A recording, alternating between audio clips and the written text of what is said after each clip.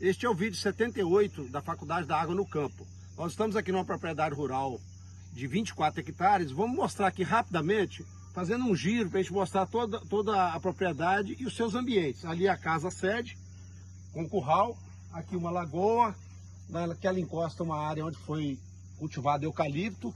Nessa mata a gente consegue ver aqui a mata ciliar, lá em cima a mata de topo, lá em cima também na encosta. Aqui a área de pastagem, e na área plana aqui, na área mais plana do fundo da grota, a gente tem aqui uma área mais mecanizável, que é mais cultivada. Portanto, essa propriedade ela tem alguns ambientes que nós vamos mostrar que foram trabalhados a partir de 2013. Ou seja, de 2013 a 2015. E aí depois vieram as manutenções. Nós vamos mostrar aqui agora, só para a gente acompanhar aqui, aquela sequência que a gente sempre faz nos vídeos, para a gente manter a linha de raciocínio e acompanhamento. Então a propriedade está na mesma microbacia dos vídeos anteriores. Aqui a gente mostra que esses aspectos podem ser observados nesse vídeo, que são os geoambientes, as nascentes, a adequação da propriedade como todas as práticas edáficas, mecânicas e vegetativas. Houve aqui uma formação de pastagem com substituição de capineira em 2014, com piquete. Foi instalada irrigação, nós tivemos aqui uma capacitação, inclusive irrigação, e vou mostrar aqui hoje também um aspecto muito importante, que é onde foi feito aqui um monitoramento dos processos hidrológicos ao longo de 3 anos. Então, nós vamos mostrar um pouco do histórico disso. E aqui já mostrando as práticas que foram realizadas, né? Essa área aqui é a área mais plana que a gente falou, da grota, 2013. Olha essa barraginha aqui, o tanto de material de sedimento que ela recebeu aqui dessa área cultivada. Isso aqui é a área de solo agrícola. Aqui os produtores participando do curso de irrigação. Aqui a readequação, uma pastagem que era degradada e ela passou a ser produtiva na área de encosta. E aqui embaixo foi renovada a pastagem com o Tifton. Então aqui a gente vê um outro ângulo da área, né, da propriedade. E aí, dando sequência, a gente não vamos entrar em detalhes sobre o conceito, mas lembrando que nós estamos sempre atentos aos conceitos da hidrologia aplicada à produção de água, né? Bom, e o que é o monitoramento, então? O monitoramento é a gente acompanhar dentro da propriedade e da pequena bacia, que nesse caso a propriedade ela coincide exatamente com a pequena bacia, acompanhar o que está acontecendo com a água, né, durante o ano nessa propriedade. Então o monitoramento é o que é? Ele é um processo, né, onde a gente estuda, acompanha as etapas do ciclo da água, o ciclo hidrológico. Para quantificar os recursos hídricos, medindo vazões, chuvas, filtração, escoamento, evaporação, transpiração e outros. Então grande parte disso aqui a gente mediu durante os 3 anos.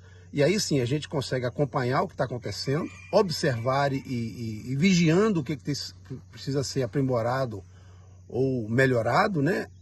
Ou ampliado. E a gente vai conhecendo cada vez mais a área e assim a gente consegue estabelecer metas que possam ser avaliadas ao longo do tempo.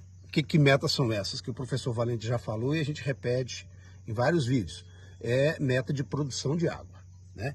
Então aqui nós temos esses caminhos aqui da água, né? Então, a partir das medições do monitoramento, a gente começa a criar os indicadores para a pequena bacia e para a propriedade rural, para ver se realmente ela está produzindo água, ou está perdendo água, ou está desperdiçando, e assim por diante. Muito bem, então aqui nós temos chuvas, escoamentos superficiais ao longo das pastagens ou de culturas, em alguns pontos formando enxurrada. Nós temos aqui infiltração, lembrando que é uma propriedade com pecuária, a percolação, dentro desse desenho que a gente já mostrou e que está mostrando aqui de novo, né, que é o movimento da água rumo ao lençol freático para fazer o armazenamento e assim a gente tornar as nascentes com vazões mais regulares, né? Evaporação e transpiração são dados que a gente não mediu, mas medindo os outros a gente consegue então estimar o que está acontecendo com a evapotranspiração. E aí sim a gente consegue fazer a contabilidade de água. Lembrando que o nosso desafio aqui, ó, se a gente considerar que apenas 20% nós temos de escoamento na forma de escoamento laminar ou enxurrada, a gente não tem muita oportunidade para segurar tanta água, conforme às vezes as pessoas pensam que a gente pode fazer um milagre de um dia para o outro. É um processo que tem que ser trabalhado ao longo do tempo. Aqui, ao final do vídeo, nós vamos mostrar então, relatar um pouco desses equipamentos, né, que nós instalamos. Nós já mostramos em vídeo anterior a localização de 2 vertedouros no final dos 2 cursos d'água, do Latão e do São Lourenço. E os 4 pontos de medição, nós vamos mostrar aqui em foto, ao longo das 2 pequenas bacias, que nós medimos a vazão de forma direta, com tubo, PVC e balde. E as 3 parcelas de infiltração. Cada parcela contém um pluviômetro, continha, que na verdade hoje elas não estão funcionando mais, né? Ela continha um pluviógrafo, que na verdade era um pluviógrafo, mas pode ser um pluviômetro. Uma parcela delimitada com uma chapa metálica de 30 metros quadrados, de forma que toda a chuva que cai dentro dessa parcela, ela pode ser avaliada, ou através de infiltração ou escoamento. Um tubo de PVC ligando essa parcela a um tambor, e esse tambor para medir o que escorreu. Aqui a gente já mostra com mais detalhe. Vamos falar um pouco aqui então do que foi feito de planejamento nessa propriedade, os ambientes que ela contém e como foram trabalhados e como estão hoje, né? Então aqui a gente vê a área mais plana onde foi formada com Tifton, mas o produtor ao longo desses 11 anos ele já fez mudanças. Ele voltou com a capineira, voltou com o pastejo ali rotacionado, e a gente observa que ele tem aqui alguns piquetes, né? O fundo aqui da grota é o Tifton ainda, uma área piqueteada.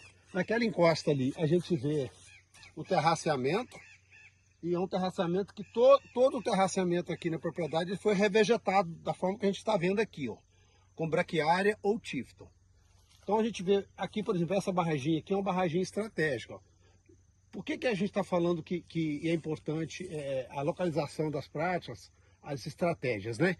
Porque no planejamento, em 2013, nós identificamos aqui a necessidade de adequação da propriedade rural para melhor produção, renda e conservação de solo e água, automaticamente produzindo mais água para a nascente. Então naquela encosta onde está o gado e nessa encosta de cá, são 2 encostas bem inclinadas. Então o produtor já tem mais de 20% da propriedade dele como floresta. Então ele não tinha obrigação de plantar mais floresta. E aí o que foi proposto para ele que foi possível? É mudar o manejo dessas encostas que eram degradadas. Então as 2 encostas hoje, a gente já tem uma boa cobertura do solo com vegetação. Nas partes mais planas, ele conserva melhor a pastagem, porque a gente tem mais umidade e também ele faz um manejo um pouco diferente, também reformou a pastagem. A gente vê que aqui na parte mais plana da encosta é braquiária de pastagem formada. Lá em cima já é uma pastagem um pouco mais natural. Então essa barraginha aqui, ó, todas essas práticas fazem parte do planejamento que foi feito, que a gente chama de PIP, Planejamento Individual da Propriedade.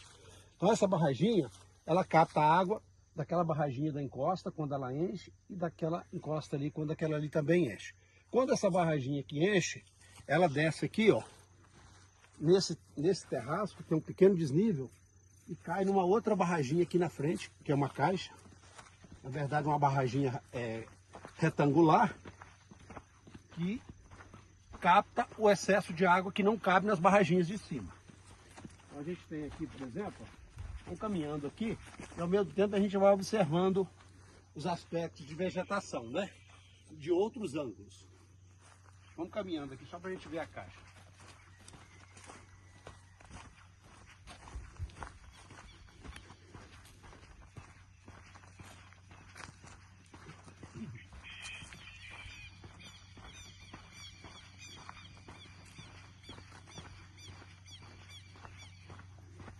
Por que esse terraço está com certo desnível? O produtor já tinha uma cerca aqui, então já manteve um padrão que mais ou menos ele já tinha, e o terraço ele está com um certo desnível, mas não tem erosão, tá vendo? Então ele cai nessa caixa, amortece, a hora que ela enche, cai numa outra lá na frente, para frente daquela árvore de eucalipto, tá? Então a gente observa que aqui nós temos uma proteção dessa área mais plana, né? E ali embaixo, naturalmente, a lagoa, e essa nascente ela está mais ou menos aqui, no rumo daquela torre, lá em cima, né? Na parte baixa aqui. Ali nós temos outra barraginha, tá? E a gente vai então integrando as práticas, que a gente fala muito. A importância da integração das práticas. É uma propriedade que, em relação ao que ela apresentava até 2013, hoje a gente pode considerar uma propriedade referência dentro dos projetos de revitalização de pequenas bacias. Que na verdade essa propriedade ela é uma pequena bacia, né? Então a nascente dela depende totalmente da propriedade, de um bom manejo do solo e da água aqui da propriedade. Vamos caminhar mais um pouco, nós vamos ver um outro aspecto importante. Bom, nós falamos aqui nesse vídeo, a gente ainda vai mostrar aspectos e resultados do monitoramento, né?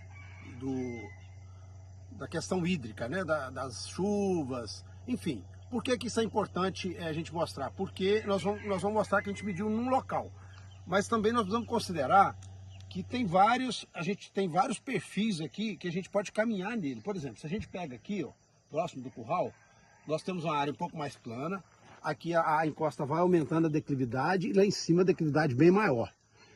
Por que isso é importante? E do lado de lá a mesma coisa, porém com pequenas diferenças entre uma encosta e outra. Por que isso é importante? Porque cada encosta dessa tem um comportamento da água, tanto da chuva quanto da infiltração, principalmente com relação à declividade, né?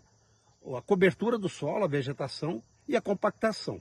Nós estamos praticamente há 2 meses sem chuva, então nós estamos vendo uma pastagem mais baixa, já com algum aspecto já de período de estiagem. Então, o que nós vamos mostrar de monitoramento, ele não vale para a propriedade como um todo. Ele é uma referência para uma situação de declividade de aproximadamente 30% a 35% de declividade, que corresponde a uma média bem interessante aqui das duas pequenas bacias. Vou mostrar aqui então onde a gente monitorou isso durante os 3 anos.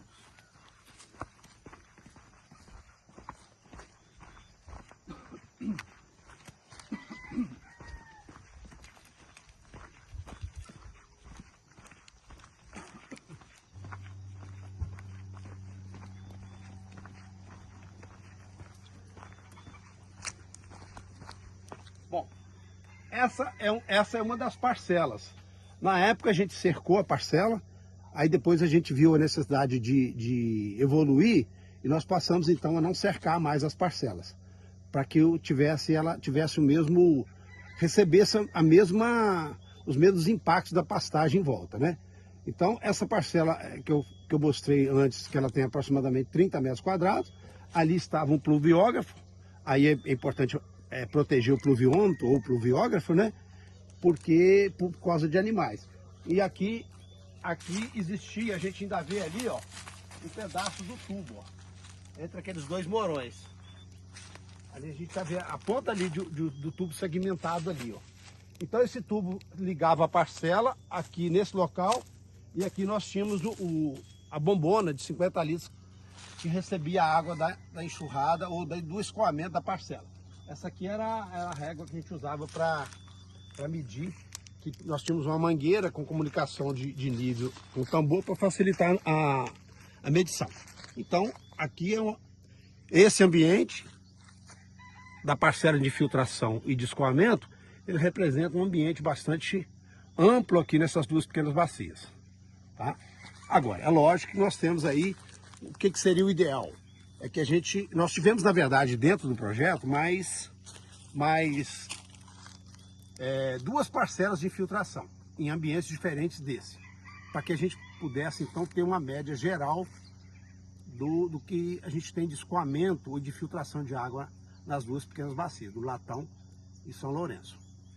Bom, agora nós vamos mostrar ali sobre aquele cálculo, só para a gente ilustrar melhor o que a gente acabou de falar. Nós estamos voltando aqui nas figuras, só para a gente ajudar na compreensão. Então, essa parcela aqui é a que a gente acabou de mostrar. Então, existia uma tubulação ao lado do tambor com aquela régua que a gente mostrou lá, só para facilitar a leitura.